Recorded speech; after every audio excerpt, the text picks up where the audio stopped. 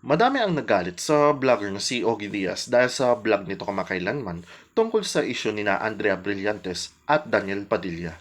Alam naman natin lahat, lalo na sa mga hardcore fans ng Katniel, na matagal nang magkarelasyon sina Daniel at Catherine Bernardo. Kasi yung love team na ito ay isa sa pinaka-successful tandems ng kanilang generation. Lahat naman tayo humanga sa tagal na ng relasyon ng dalawa, kahit naman ako. Pero may kumakalat na chismis na nag-break na daw silang dalawa. Pero hindi lang ito ang unang beses na kumalat ang chismis, kundi ilang beses na din ito nangyari bago pa ang issue na yon.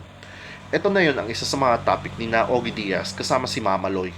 Mayroon daw chismis pero hindi pa daw confirm na nag-break yung dalawa at damay dito si Andrea Brillantes.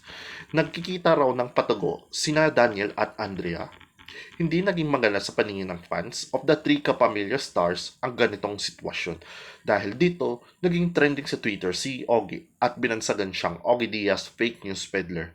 Sinasabi ng mga fans na gumagawa lang siya ng fake news upang magkaroon siya ng madaming views para dumagdag ang pasok ng pera sa mga vlog nito. Ipapakita ko sa inyo ang ilan sa mga post ng mga fans. If the management is not taking action with this, then we will.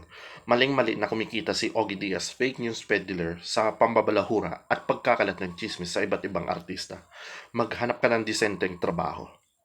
Naiiyak ako for B. Grabe yung comments ng mga tao for what? Sa fake news na pinakalat ni Ogie, hindi na nahiya ang baboy. Mukha yan, tapos yung sinisiraan mga Diyosa. Bet ko to bagay siya sa kulungan na yan. Di nakaka-proud kumita ng pera para magkalat ng fake news. Anong kinaibahan mo sa mga salot na trolls ng administrasyon? Sa ngayon, wala pang pahayag sina Daniel, Catherine at si Andrea tungkol sa issue na ito. Anyways, yan lang ang balita ko sa ngayon. Ako si JP, Showbiz Report.